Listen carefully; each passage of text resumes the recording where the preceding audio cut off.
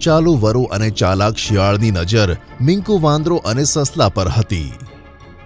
આ વાતથી અજાણ મિંકુ વાંદરો અને સસલું ખેતરમાં દ્રાક્ષ ખાતા હતા.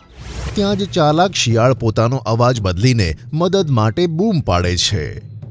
બચાઓ બચાઓ, કોઈ મારી મદદ કરો. લાગે છે કે કોઈ સંકટમાં છે. હા, આપણે એની મદદ કરવી જોઈએ. મંકુ વાંદરો ઝાડ પર ફટાફટ કૂદકો મારતા મારતા તે તરફ જાય છે. ત્યાં જ પિંકુ સસલું ભીની માટીમાં વરુના પગના નિશાન જોઈ લે છે અને તે સમજી જાય છે કે આ કોઈ ચાલ છે. આ જરૂર કોઈની ચાલ છે અમને ફસાવવાની. મારે મંકુ બંદરને સંદેશો આપવો પડશે. મંકુ વાંદરો જેવો એક ઝાડ પર કૂદકો મારવા જાય છે ત્યાં જ ઝાડની ડાળી તૂટી જાય છે અને તે નીચે કીચડમાં ફસાઈ જાય છે.